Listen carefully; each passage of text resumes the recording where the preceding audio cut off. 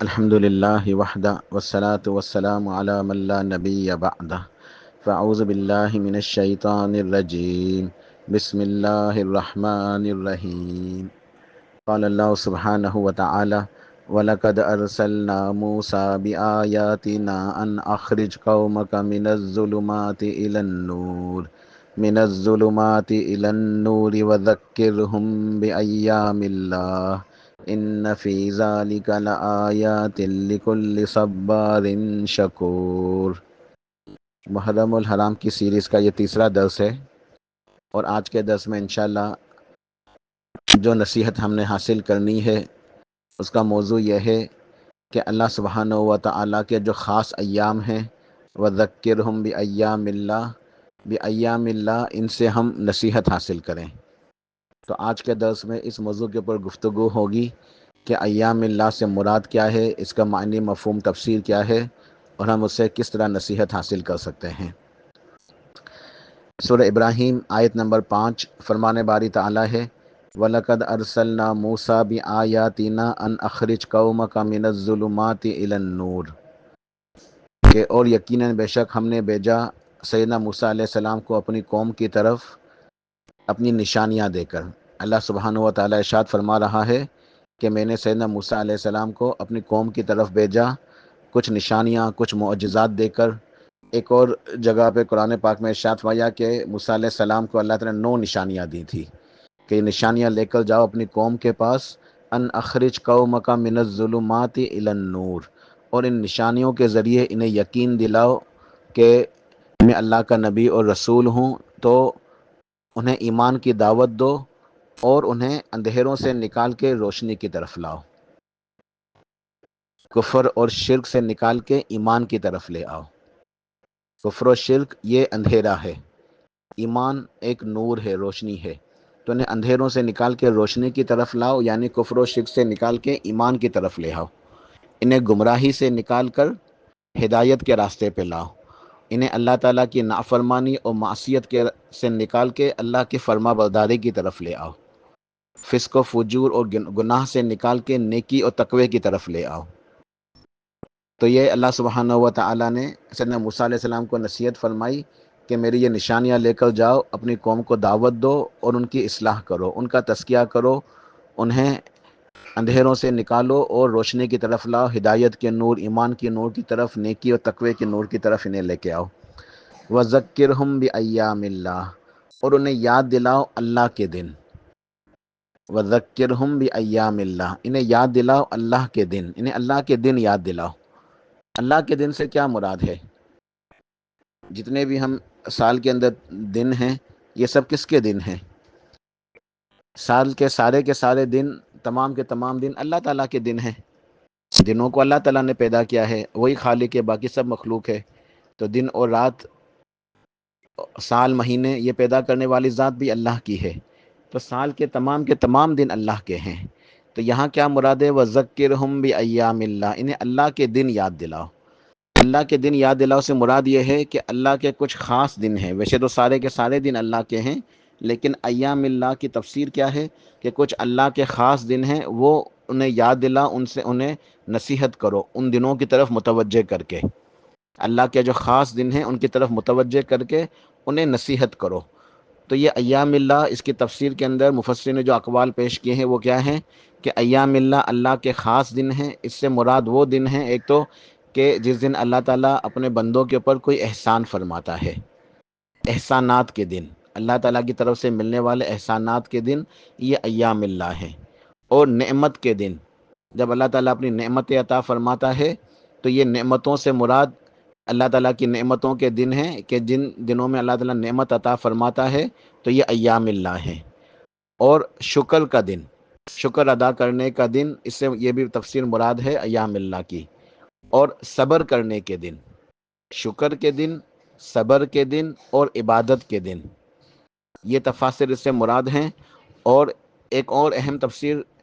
کہ اعمال کے بدلے کے لیے جو اللہ نے دن مقرر کیے ہیں، جس دن اعمال کے بدلے ملیں گے، یہ قیامت کا دن مراد نہیں ہے یہاں، وہ تو حقیقی جو بدلہ ہے نا، یوم الدین ہے، بدلے کا دن، وہ تو دنیا کے ختم ہو جانے کے بعد ایک مخصوص دن ہے وہ، جس دن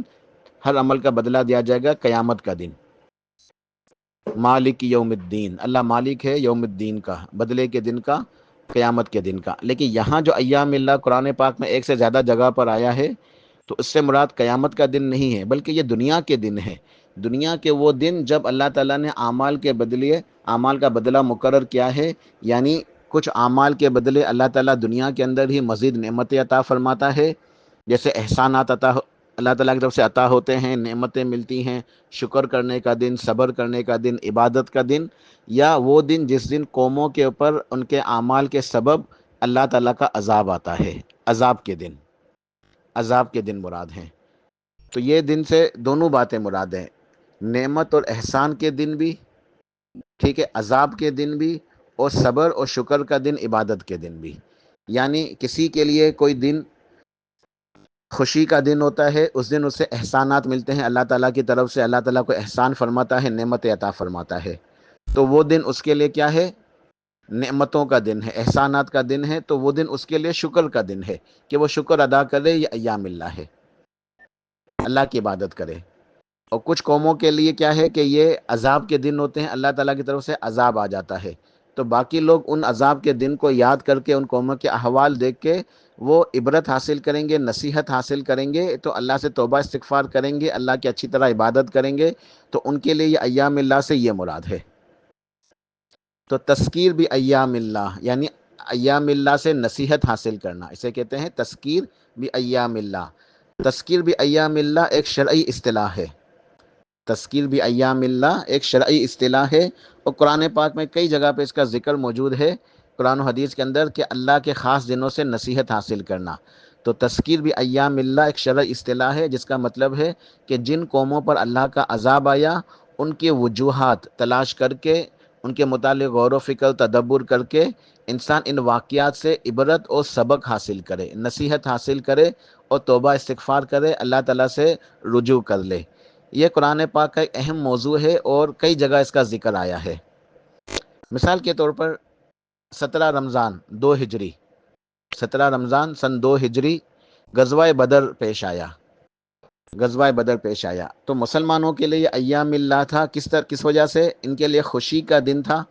کہ اللہ سبحانہ و تعالیٰ نے مسلمانوں کو، صحابہ کرام کو، اور پیارے رسول اللہ صلی اللہ علیہ وسلم کو خوشی عطا فرمائی، اور انہیں جو پہلی جنگ تھی، جنگ بدر، یہ جنگ بدر کا دن تھا نا، غزوہ بدر، تو غزوہ بدر میں انہیں اللہ تعالیٰ نے فتح عطا فرمائی، تو یہ ایام اللہ ہے کہ احسان کا دن، نعمت کا دن، شکر ادا کرنے کا دن، اللہ کی عبادت کرنے کا دن،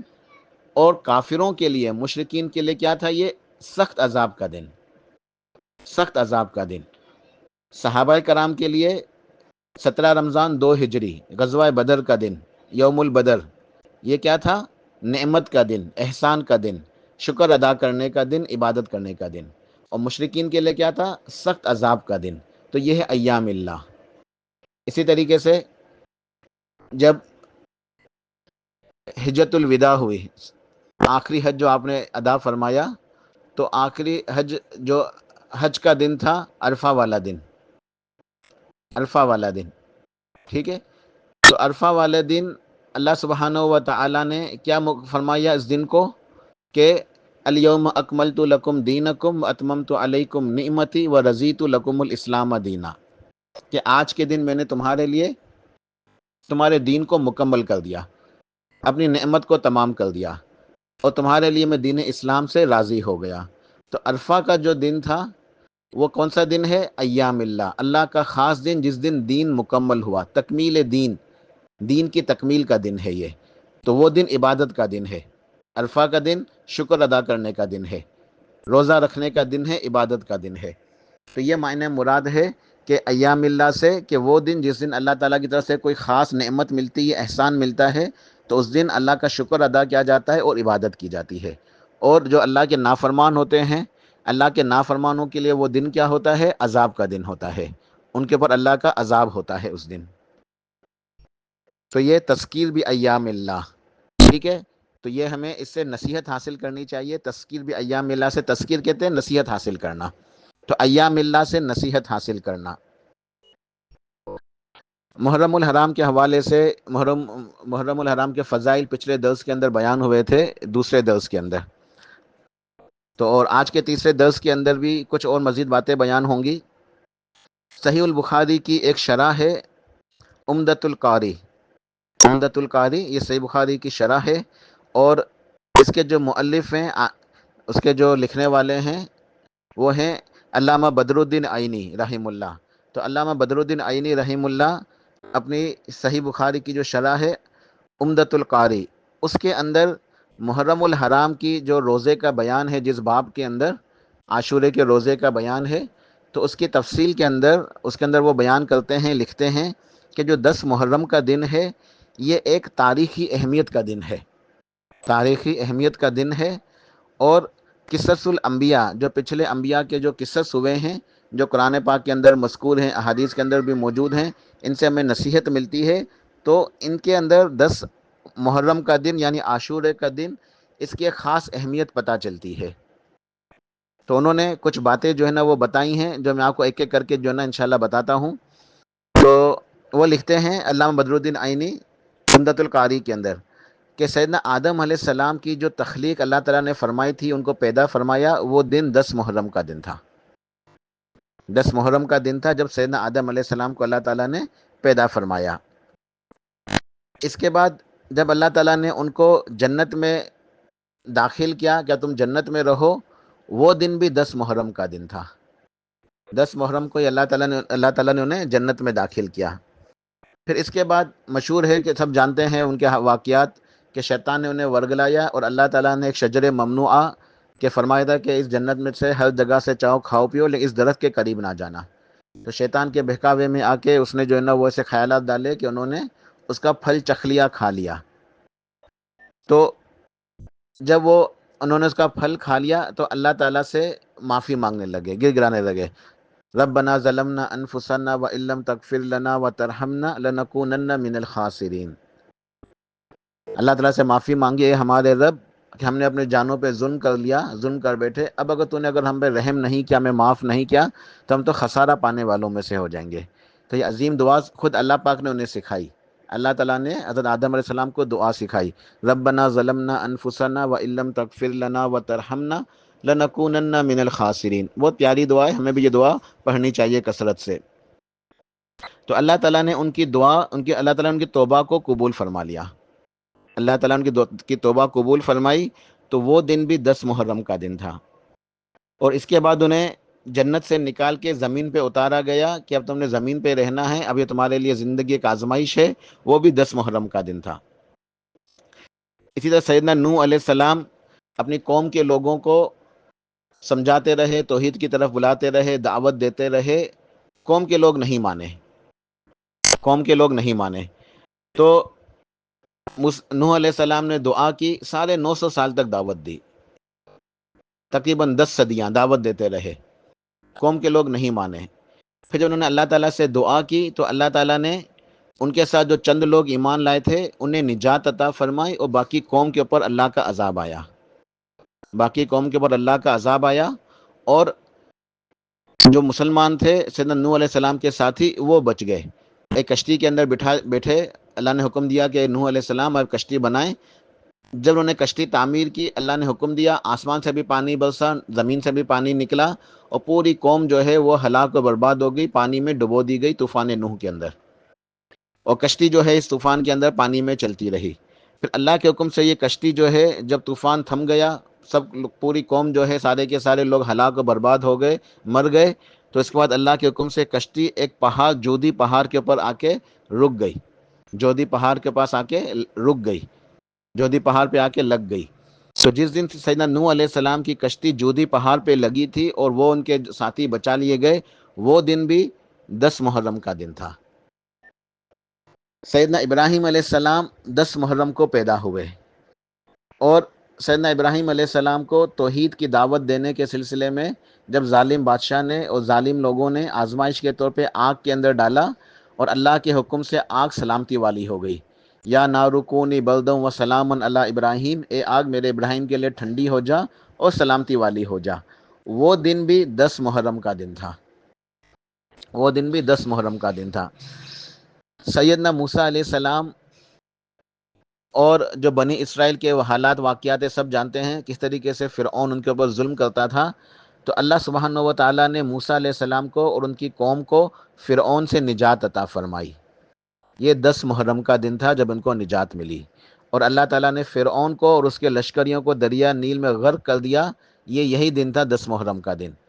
حضرت موسیٰ علیہ السلام کو اور بنی اسرائیل کو نجات ملی اور فرعون غرق کر دیا گیا. تو یہ 10 محرم کا دن تھا، جس کی وجہ سے وہ 10 محرم کو روزہ رکھا کرتے تھے. ابھی آگے انشاءاللہ حدیث میں اس کا تذکرہ آئے گا.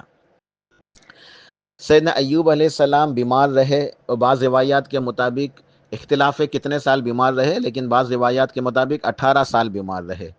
تو جس دن انہیں شفا ملی وہ دن بھی 10 محرم کا دن تھا. اور سیدنا ادریس علیہ السلام کو آسمانوں پہ اٹھایا گیا جس دن، وہ بھی 10 محرم تھا. سیدنا سلیمان علیہ السلام کو اللہ تعالیٰ نے ایک عظیم بادشاہت عطا کی.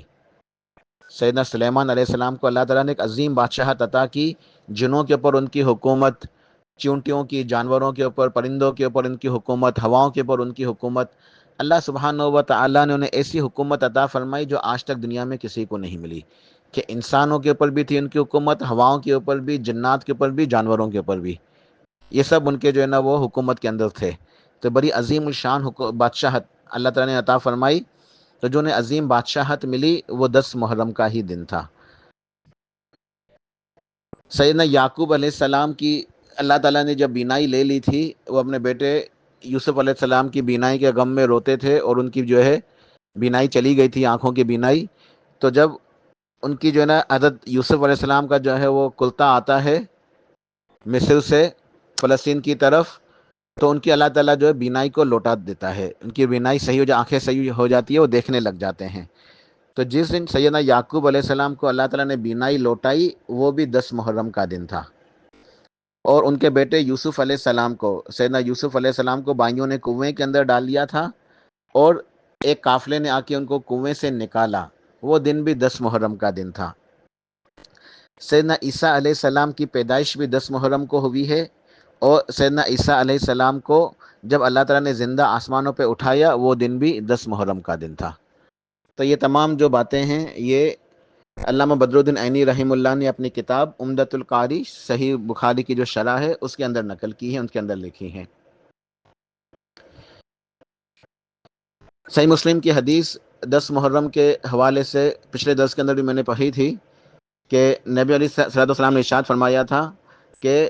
افضل الصیام بعد رمضان شہر اللہ المحرم، کہ افضل روزے جو ہیں رمضان کے بعد وہ اللہ کے مہینے محرم کے ہیں. یعنی محرم کے مہینے کی یہ فضیلت ہے کہ اللہ نے اس کی نسبت اپنی طرف بیان فرمائی کہ محرم اللہ کا مہینہ ہے، اور محرم کے مہینے کے اندر روزے رکھنا رمضان کے روزوں کے بعد سب سے افضل ہیں. اور اس کے بعد جو نا یہ حدیث بھی بیان ہوئی تھی کہ جو 10 محرم کا جو روزہ ہے، 10 محرم کا روزہ، وہ 1 سال کے گناہ اس سے معاف ہو جاتے ہیں. 1 سال کے گناہ جو ہے اس سے معاف ہو جاتے ہیں پچھلے سال کے. نبی علیہ الصلوۃ والسلام کا فرمان تھا، صحیح مسلم کی روایت ہے کہ صیام یوم عاشوراء احتسب علی اللہ ان یکفر السنۃ التی قبلہ، کہ یوم عاشورے کا روزہ میں اللہ تعالیٰ سے امید کرتا ہوں کہ اللہ تعالیٰ اس کے ایک روزے کے بدلے میں 1 سال کے پچھلے 1 سال کے گناہوں کو معاف فرما دے گا. جو صغیرہ گناہ سرزد ہو جاتے ہیں وہ 1 دن کا روزہ رکھنے سے وہ انشاءاللہ معاف ہو جائیں گے، اس کا کفارہ ادا ہو جائے گا. تو ہمیں چاہیے کہ ہم 10 محرم کا روزہ رکھیں تاکہ ہمارے صغیرہ گناہ معاف ہو جائیں، اور کبیرہ گناہوں کے لیے اللہ تعالیٰ سے اخلاص کے ساتھ سچی توبہ کریں، اللہ کی طرف لوٹ آئیں، رجوع کریں. کہ یہ دن جو ہے 10 محرم کا دن، جس دن انشاءاللہ ہم روزہ رکھیں گے، یہ دن من ایام اللہ ہے. یہ اللہ کے دنوں میں سے، خاص دنوں میں سے، جو تذکیر بھی ایام اللہ ہے، جو ہمارے لیے ایک نصیحت کا دن ہے. تو یہ 10 محرم کا دن بھی انہی میں سے ایک ہے، جس کی دلیل صحیح بخاری صحیح مسلم کی حدیث کے اندر موجود ہے. دیگر محدثین نے بھی روایت کو نقل کیا ہے کہ سیدنا عبداللہ بن عمر رضی اللہ عنہ ارشاد فرماتے ہیں کہ جو زمانے جہالیت سے ہی قریش مکہ جو تھے وہ 10 محرم والے دن روزہ رکھا کرتے تھے. شروع سے ہی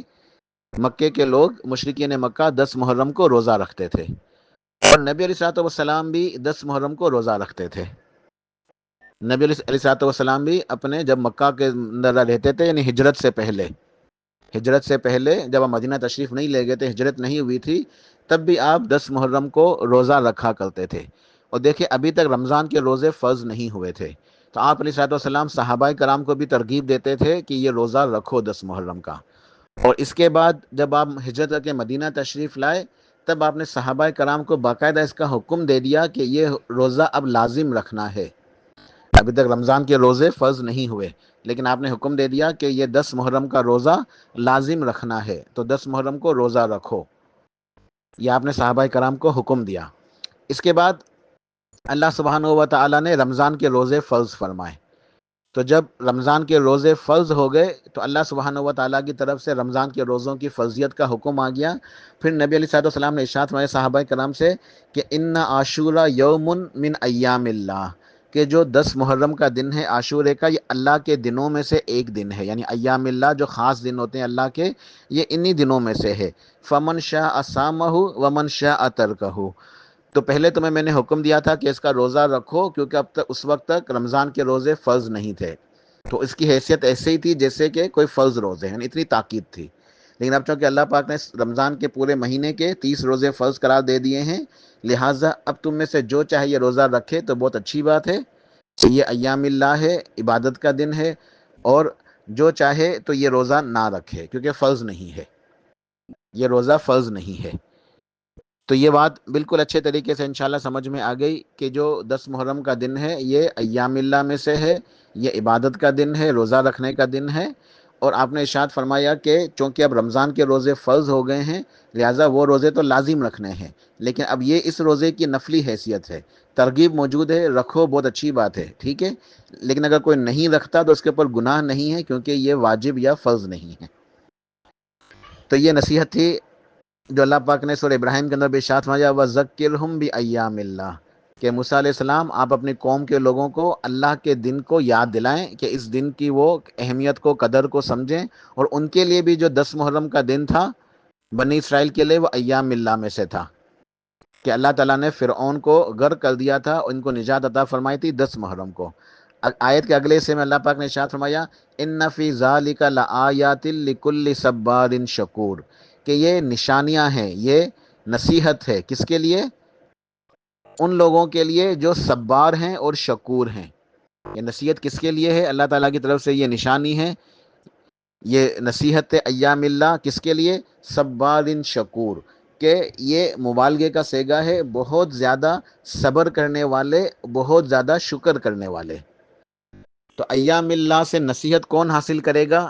ان فی ذالک لآیات لکل صبار شکور، اس نشانی کو کون سمجھے گا؟ کون اس میں غور و فکر کرے گا؟ کون اس نصیحت کو حاصل کرے گا؟ جو صبار شکور ہے، یعنی بہت زیادہ صبر کرنے والا اور بہت زیادہ اللہ کا شکر ادا کرنے والا۔ تو یہ شکر اور یہ صبر یہ ایمان ہے۔ سیدنا عبداللہ بن مسعود رضی اللہ عنہ ارشاد فرماتے ہیں الصبر نصف الایمان والشکر نصف الایمان والیقین ایمان کلہ، کہ یہ صبر کرنا آدھا ایمان ہے اور شکر ادا کرنا آدھا ایمان ہے، اور اللہ تعالیٰ کے اوپر یقین کرنا یہ مکمل ایمان ہے۔ تو جو اللہ تعالیٰ کے اوپر ایمان لاتا ہے، یقین کرتا ہے، یقین رکھتا ہے اور صبر کرنے والا ہے، شکر ادا کرنے والا ہے، تو وہ مکمل ایمان والا ہے۔ تو یہ صبر اور شکر بہت عظیم جو ہے نا یہ صفاتیں ایک مومن کے لیے۔ تو وَذَكِّرْهُمْ بِأَيَّامِ اللَّهِ، تو یہ تذکیر ہے، تذکیر بھی ایام اللہ، اس کے نصیحت وہی حاصل کرتا ہے جو صبر کرنے والا اور شکر کرنے والا ہوتا ہے۔ صحیح بخاری کے اندر ایک اور حدیث ہے، سیدنا عبداللہ بن عباس رضی اللہ عنہما ارشاد فرماتے ہیں ان رسول اللہ صلی اللہ علیہ وسلم قدم المدینہ فوجد الیہود صیاما یوم عاشورہ فقال لهم رسول اللہ صلی اللہ علیہ وسلم ما هذا اليوم الذي تصومونه۔ سیدنا عبداللہ بن عباس رضی اللہ عنہما ارشاد فرماتے ہیں کہ پیارے رسول اللہ صلی اللہ علیہ وسلم جب مدینہ تشریف لائے آپ نے دیکھا کہ یہودی انہوں نے یوم عاشورہ کو روزہ رکھا ہے، تو آپ نے ان سے پوچھا کہ تم نے آج کے دن کیوں روزہ رکھا، یہ کون سا دن ہے؟ فقالو، تو وہ سب کہنے لگے ھذا یوم عظیم، کہ تو ایک عظیم دن ہے۔ وفی روایت اخری ھذا یوم صالح، یہ تو ایک نیک دن ہے۔ ایک روایت میں ارشاد فرمایا کہ ھذا یوم عظیم، یہ ایک عظمت والا دن ہے، عظیم دن ہے۔ اور ایک روایت میں فرمایا کہ ھذا یوم صالح، یہ ایک صالح دن ہے، نیک دن ہے، انجى اللہ فیہ موسیٰ وقومہ، کہ اللہ سبحانہ و تعالیٰ نے موسیٰ علیہ السلام کو نجات عطا فرمائی تھی اور ان کی قوم کو، سیدنا موسیٰ علیہ السلام ان کی قوم کو اللہ پاک نے اس دن نجات عطا فرمائی تھی، وغرق فرعون وقومہ، اور فرعون کو اور اس کی قوم کو غرق کر دیا تھا۔ تو یہ ایام اللہ میں سے ہے، اللہ کے خاص دنوں میں سے ہے۔ فصامہ موسیٰ شکرن، جو سیدنا موسیٰ علیہ السلام نے اس دن اللہ کا شکر ادا کیا کہ ایام اللہ کو اللہ کی عبادت کون کرتا ہے، شکر کون ادا کرے گا، صبر کون کرے گا، کون نصیحت حاصل کرے گا، جو صبر کرنے والے، شکر کرنے والے ہیں۔ تو سیدنا موسیٰ علیہ السلام نے شکر ادا کیا اس دن، اور شکر کیسے ادا کیا؟ سیدنا موسیٰ علیہ السلام نے ایام اللہ، اس 10 محرم کو جب اللہ پاک نے انہیں ان کی قوم کو نجات عطا فرمائی تو اللہ کا شکر ادا کیا روزہ رکھ کر، روزہ رکھ کے اللہ تعالیٰ کا شکر ادا کیا۔ تو وہ کہتے ہیں کہ فصامہ موسیٰ شکرن، سیدنا موسیٰ علیہ السلام نے شکر کے لیے روزہ رکھا، فنحن نصومہ، تو ہم بھی اس دن روزہ رکھتے ہیں۔ فقال رسول اللہ صلی اللہ علیہ وسلم فنحن احق واولی بموسیٰ منکم، فصامہ رسول اللہ صلی اللہ علیہ وسلم وامر بصیامہ، آپ نے ارشاد فرمایا کہ ہم تو موسیٰ علیہ السلام سے زیادہ قریب ہیں، تمہاری کیا نسبت ہے ان کی طرف، تم تو ان کے نافرمان ہو، تم نے تو ان کی مذہب کو، ان کے دین کو بدل ڈالا، تم ان کی اطاعت نہیں کرتے، ان کی باتوں کو نہیں مانتے، اگر تم ان کی باتوں کو ماننے والے ہوتے تم آج میرے پر ایمان لے آتے، نبی علیہ السلام کے وہ ایمان لاتے، مسلمان ہو جاتے۔ موسیٰ علیہ السلام نے اپنی قوم کو نصیحت کی تھی، ان کی کتابوں کے اندر ساری باتیں موجود ہیں، وہ تو موسیٰ علیہ السلام کے نافرمان تھے، یہودی سیدنا موسیٰ علیہ السلام کے نافرمان ہیں، ان کو وہ دکھاوا کرتے ہیں، زبانی دعوے کرتے ہیں، ہم ان کی قوم کے ہیں لیکن ان کی باتوں کو نہیں مانتے۔ تو آپ نے فرمایا کہ ہم حق رکھتے ہیں کہ موسیٰ ہمارے بھائی ہیں، تو ہم زیادہ حق رکھتے ہیں کہ جب انہوں نے اللہ کا شکر ادا کرنے کے لیے روزہ رکھا تو ہم بھی رکھیں گے، ہم ان سے زیادہ قریب ہیں تمہاری نسبت، تم تو ان کے نافرمان ہو۔ تو آپ نے خود بھی روزہ رکھا اور صحابہ کرام کو بھی روزہ رکھنے کا حکم فرمایا۔ تو یہ 10 جو محرم کا دن ہے، یوم عاشورہ، اس کی اہمیت یہ شروع سے ہی موجود ہے۔ یہ سیدنا آدم علیہ السلام سے جو میں نے ابھی باتیں بتائیں قصص الانبیاء کے حوالے سے، تو تمام نبیوں کے زمانے میں اس کی اہمیت موجود تھی، اور موسیٰ علیہ السلام کی قوم میں تو اس کی خاص اہمیت تھی کہ اللہ تعالیٰ نے انہیں نجات عطا فرمائی تھی، انہوں نے روزہ رکھا، تو ہمیں بھی چاہیے کہ ہم اس دن روزہ رکھیں۔ تو اس کی اہمیت جو ہے شروع سے ہی موجود تھی۔ اور زمانے جاہلیت کے اندر بھی قریش جو 10 محرم کی تعظیم کرتے تھے اور روزہ رکھتے تھے، اور اس دن قریش خانہ کعبہ کو غلاف پہناتے تھے، یہ صحیح بخاری کی حدیث کے اندر موجود ہے۔ 10 محرم کو زمانے جاہلیت میں قریش خانہ کعبہ کو غلاف پہناتے تھے، اور اس دن کو مخصوص کرتے تھے خانہ کعبہ کی تعظیم کے لیے اور روزہ رکھنے کے لیے۔ اس کی وجہ کیا ہے؟ اس کی وجہ یہ تھی کہ اس کی وجہ امام حافظ ابن حجر اسقلانی رحمہ اللہ نے فتح الباری، جو صحیح بخاری کی صحیح ترین اور سب سے مشہور شرح ہے فتح الباری، حافظ امام ابن حجر اسقلانی رحمہ اللہ کی بڑی مشہور شرح ہے، تو حافظ ابن حجر اسقلانی رحمہ اللہ فرماتے ہیں سیدنا اکرمہ رضی اللہ عنہ کی روایت لائے ہیں وہ، اور جامع ترمذی کے اندر بھی موجود ہے یہ روایت، حضرت اکرمہ رضی اللہ عنہ کی روایت کہ قریش سے زمانے جاہلیت میں پہلے کبھی کوئی بڑا گناہ ہو گیا تھا، قریش سے کوئی گناہ سرزد ہو گیا، تو یہ آپس میں پریشان ہوئے کہ اب ہم کیا کریں۔ انہوں نے آپس میں قریشیوں نے مشورہ کیا کہ ہم یثرب چلتے ہیں، یثرب میں چونکہ یہودی رہتے ہیں، یہودی اہل کتاب ہیں، تو انہیں شاید اس مسئلے کا علم ہو کہ ہم سے اتنا بڑا گناہ ہو گیا ہے تو ہم کیا کریں۔ اچھا، یہ گناہ کی جو ہے نا یہ صراحت وضاحت موجود نہیں ہے کہ گناہ کیا تھا، لیکن بس یہ ملتا ہے کہ ان سے کوئی گناہ ہو گیا جس کی وجہ سے پریشان ہو گئے، تو انہوں نے جو ہے نا وہ مشورہ کیا کہ یہودیوں کے پاس چلتے ہیں، ان سے جا کے پوچھتے ہیں کہ ہم کیا کریں، وہ اہل کتاب ہے، وہ عالم لوگ ہیں، کیونکہ یہ لوگ سارے امی تھے، انہیں پڑھنا لکھنا ہی نہیں آتا تھا، انہیں نہیں پتا تھا کیا کریں، تو یہ وہاں گئے یثرب یہودیوں کے پاس، تو یہودیوں نے کہا کہ ہماری کتاب کے اندر لکھا ہوا ہے کہ ایک قوم کی، یہودیوں نے کہا کہ ہماری کتاب میں یہ لکھا ہوا ہے کہ پہلے زمانے میں ایک قوم کی توبہ اللہ تعالیٰ نے 10 محرم کو قبول کی تھی،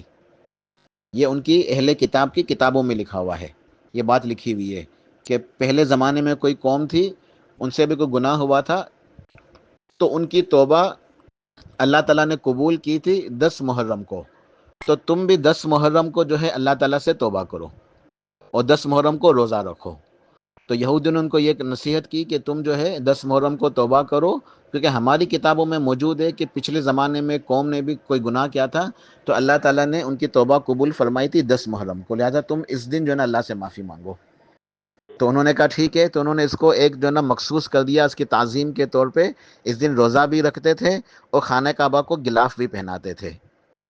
اور یہودی تو اس دن روزہ بھی رکھتے تھے اور خوشیاں بھی مناتے تھے۔ جب صحابہ کرام مدینہ تشریف لائے ہجرت کے بعد تو دیکھا یہودیوں نے تو عید منائی ہوئی ہے 10 محرم کو، اچھے اچھے کھانے بنائے ہوئے ہیں، ان کی عورتیں تیار ہوئی ہیں، نئے کپڑے پہنے ہوئی ہیں، زیورات پہنے ہوئی ہیں، تو یہودی تو سارے جو ہے نا خوشیاں منا رہے ہیں، جشن منا رہے ہیں۔ تو صحابہ کرام نے جو ہے نا وہ نبی علیہ الصلوۃ والسلام نے دریافت فرمایا تو آپ نے فرمایا کہ تم تو بس صرف روزہ ہی رکھو، ہم لوگ جو ہے وہ جشن نہیں منائیں گے، ہم لوگ خوشی نہیں منائیں گے اس دن، یہ ہمارے لیے عید نہیں ہے، خوشی کا دن نہیں ہے، ہم تو اس دن بس روزہ ہی رکھیں گے، یہ ہمارے لیے شکر ادا کرنے کا دن ہے، عبادت کا دن ہے، اور ہم نے ہر معاملے کے اندر یہودیوں کی مخالفت کرنی ہے۔ اور ہمیں یہ بھی حکم دیا صحابہ کرام کو نبی علیہ الصلوۃ والسلام نے اپنی جو ہے نا آخری عمر مبارک کے آخری دنوں میں کہ اب تم جو ہے وہ 10 محرم کا ایک روزہ نہیں رکھا کرو، بلکہ یہودیوں کی مخالفت کرتے ہوئے 9 تاریخ کا روزہ ساتھ ملا دو، یا 9 اور 10 ملا کے روزہ رکھ لو، یا اس کے اگلے دن 11 تاریخ کا روزہ ملا دو، 10 اور 11 رکھ لو۔ تو اصل روزہ تو 10 محرم کا ہے، لیکن ہم یہودیوں کی مخالفت کرتے ہوئے 2 روزے رکھیں گے، وہ ایک رکھتے ہیں، ہم 2 رکھیں گے۔ ہمارے لیے اللہ تعالیٰ نے جو نا سہولت فرمائی، تو چاہے 9 اور 10 ملا کے رکھ لیں یا 10 اور 11 ملا کے رکھ لیں، تو یہ ہمیں چاہیے کہ ہم 9 اور 10 یا 10 اور 11 کو روزہ رکھیں۔ اب یہ ایک سوال آج کل ہوتا ہے، پہلے یہ سوال نہیں ہوتے تھے کہ یہ کون سے دن ہم روزہ رکھیں گے، عاشورے کا کون سا دن، جو سعودی عرب میں ہے یا جو پاکستان میں ہے، یہ سوال پہلے نہیں ہوتے تھے، آج کل یہ سوال ہوتے ہیں کہ کون سے دن جو ہے نا عرفہ کا دن ہے، عاشورے کا کون سا دن ہے۔ تو ہم نے اپنے علاقے کے چاند کا اعتبار کرتے ہوئے ہمارے علاقے میں جو اسلامی تاریخ ہے اس دن جو محرم کی 10 تاریخ ہوگی اسی دن ہمارے لیے عاشورے کا دن ہے، تو ہم 9 اور 10 اپنی چاند کی تاریخ کے حساب سے رکھیں گے، تو 9 اور 10 یا 10 اور 11 یہ ہم نے روزہ رکھنا ہے۔ اور یہ 10 محرم کا جو دن ہے یہ محاسبہ نفس کا دن ہے، اپنے نفس کا محاسبہ کرنا ہے،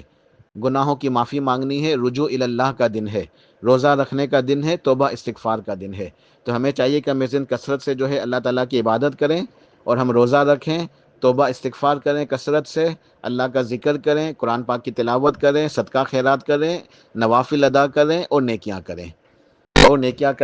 تو یہ ہے ہمارے لیے تذکیر بھی ایام اللہ، کہ اللہ کے وہ خاص دن جس دن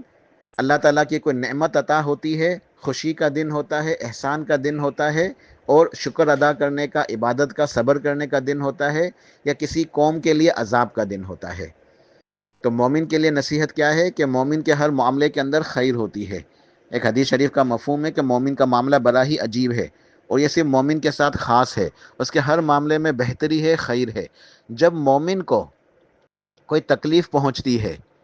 حتیٰ کہ کوئی کانٹا بھی چبھ جاتا ہے، تو وہ کیا کرتا ہے؟ اس کے بدلے میں صبر کرتا ہے۔ کوئی تکلیف پہنچی مومن کو، وہ صبر کرتا ہے۔ تو یہ صبر کرنا مومن کے لیے جو ہے نا باعث اجر و ثواب ہے، اس کے لیے اچھا ہے، اس کے صبر کرنے کی بدولت اس کے گناہ معاف ہو جاتے ہیں، نیکیاں ملتی ہیں، درجات بلند ہو جاتے ہیں۔ اور جب مومن کو کوئی خوشی ملتی ہے، اللہ تعالیٰ کی طرف سے نعمت ملتی ہے، تو اللہ کا شکر ادا کرتا ہے۔ یہ شکر ادا کرنا بھی اس کے لیے باعث خیر و برکت ہے، اجر و ثواب ہے، اس سے ثواب ملتا ہے، نیکیاں ملتی ہیں، اس کے درجات بلند ہوتے ہیں۔ تو مومن کے ہر معاملے میں خیر و برکت ہوتی ہے، اس وجہ سے کہ وہ صبر کرنے والا اور شکر کرنے والا ہوتا ہے۔ تو وہ دوسرے لوگوں کو دیکھ کے، ان کے حالات و واقعات دیکھ کے وہ نصیحت حاصل کرتا ہے۔ تو آج ہمارے لیے بھی یہ نصیحت ہے کہ ہم 10 محرم کا دن آئے تو اپنے ارد گرد دیکھیں کہ لوگ کیا کر رہے ہیں، جو بھی عجیب عجیب کام ہمیں نظر آتے ہیں ان دنوں کے اندر، تو سمجھیں یہ ان کے اوپر اللہ تعالیٰ کی طرف سے ایک عذاب ہے۔ ان دنوں میں ہمیں عجیب عجیب کام اپنے ارد گرد نظر آتے ہیں، تو جو ہمیں عجیب کام نظر آتے ہیں، جو ہمیں دیکھنے سے بھی پتہ چلتا ہے کہ یہ عبادت یا شریعت دین نہیں ہو سکتی، تو یہ ان کے اوپر ایک عذاب کی کیفیت ہے، وہ ایک الگ موضوع ہے، بہرحال ہم اس طرف نہیں جانا چاہتے۔ ہمیں ان چیزوں کو دیکھ کے ایک نصیحت حاصل کرنی ہے، ہمیں ایک سبق ملتا ہے، عبرت حاصل کرنی ہے، اور ہم صبر کرتے ہوئے، شکر کرتے ہوئے، اللہ کی عبادت کرتے ہوئے اس دن کو اللہ کی عبادت کے لیے خاص کریں گے، روزے کے لیے خاص کریں گے۔ یہ ہے تذکیر بھی ایام اللہ، کہ اللہ کے دنوں میں سے نصیحت حاصل کرنا اور اس دن روزہ رکھنا، اللہ کی عبادت کرنا. تو ہمیں چاہیے کہ 9-10 محرم کو یا 10-11 کو عبادت کریں اللہ تعالیٰ کی. 10 محرم کا دن خاص طور پہ عبادت کے لیے ہے، شکر ادا کرنے کے لیے ہے، صبر کرنے کے لیے ہے، قرآن پاک کی تلاوت کے لیے ہے، دعائیں کرنے کے لیے، ذکر اذکار کرنے کے لیے، نوافل ادا کرنے کے لیے، صدقہ خیرات کرنے کے لیے. تو خوب کثرت سے نیکیاں کریں. اللہ پاک توفیق عطا فرمائے. سبحان ربک رب العزت عما یصفون وسلام علی المرسلین والحمد للہ رب العالمین.